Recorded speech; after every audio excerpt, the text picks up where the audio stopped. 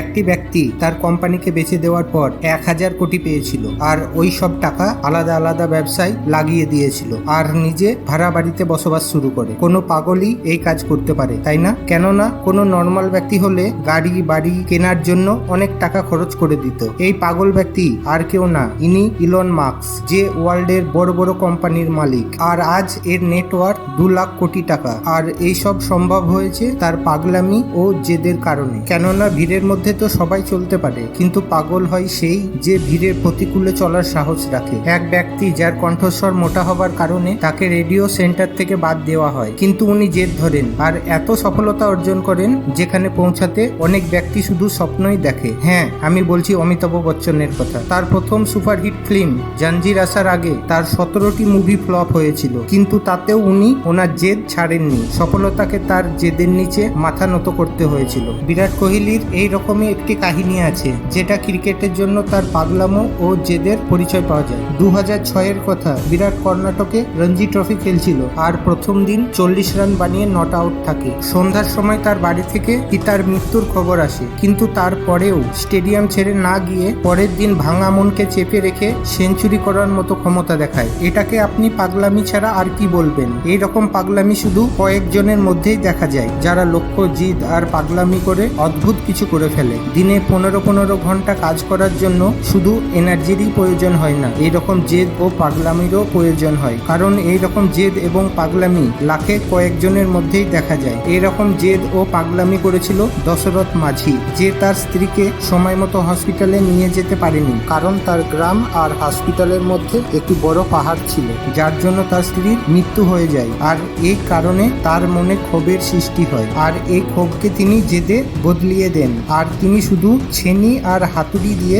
22 বছরে 55 কিলোমিটার রাস্তা তৈরি করে ফেলে। সে একজন পাগল ছাড়া আর কে হতে পারে? এই জেদের তখন জন্ম হয় যখন হৃদয় ভেঙে দুটুকরো হয়ে যায়। কিছু মানুষ তো সেখানেই নিজেকে শেষ করে দেয়, কিন্তু কিছু মানুষ ওই যন্ত্রণাকে, ওই দুঃখকে জেদে পরিণত করে। আর সেই ব্যক্তি হয় অসাধারণ, সেই ব্যক্তি হয় দুর্ধর্ষ, সেই ব্যক্তি হয় কঠিন, যার গতিকে আটকানো দুঃসাধ্য হয়ে পড়ে। যখন সকলে চাকরি খুঁজতে ব্যস্ত থাকে, তখন এই পাগলরা চাকরি দেওয়ার চিন্তায় ব্যস্ত থাকে। আর এই পাগলরাই তো বড় বড় পাগলের জায়গা নেয়, যেমন নিয়েছে Bill Gates, Steve Jobs, Elon Musk. এই পাগলরা সর্বদা সফলতার জন্য ক্ষুধার্ত থাকে। এদের চাহিদা কখনো পূরণ হয় না, কখনো এরা পরিপূর্ণ হয় না। এই পাগলেরা এত জেদি, তাদের জেদ কখনো ঘুমোতে দেয় না, শান্তিতে থাকতে দেয় না। এই জেদি পাগলেরা তখনই শান্ত হয় যখন স্বয়ং সাফল্য এসে তাদের দরজায় কড়া নাড়ে। এরা যতক্ষণ না সফল হয় ততক্ষণ সাফল্যের পিছনে ধাওয়া করতে থাকে।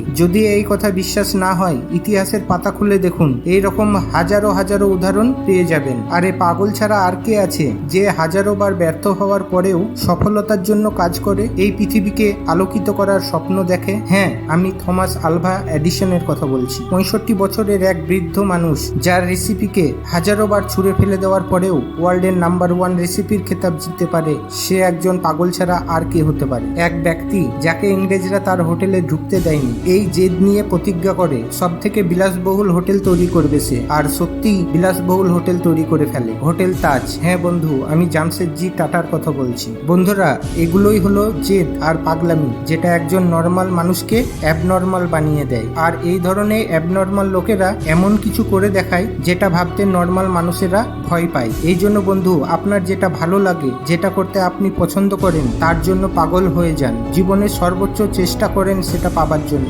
কেননা যতক্ষণ এই জেদ আর পাগলামি আপনার ভিতরে না আসবে, ততক্ষণ পর্যন্ত আপনি নর্মালি থেকে যাবেন। যদি নর্মালভাবে মরতে হয়, তাহলে এইভাবেই বেঁচে থাকুন। আর যদি অ্যাবনর্মাল হতে চান, জীবনে কিছু করতে চান, পৃথিবীতে ইতিহাস তৈরি করতে চান, তাহলে এই সব লোকেদের মতো পাগল হতে হবে। তো বন্ধুরা, আজ এই পর্যন্ত। সবাই ভালো থাকবেন, সুস্থ থাকবেন। ভিডিওটি ভালো লাগলে লাইক ও শেয়ার করে দেবেন, এবং আমার চ্যানেলে নতুন হলে চ্যানেলকে সাবস্ক্রাইব করে দেবেন। Thank you for watching.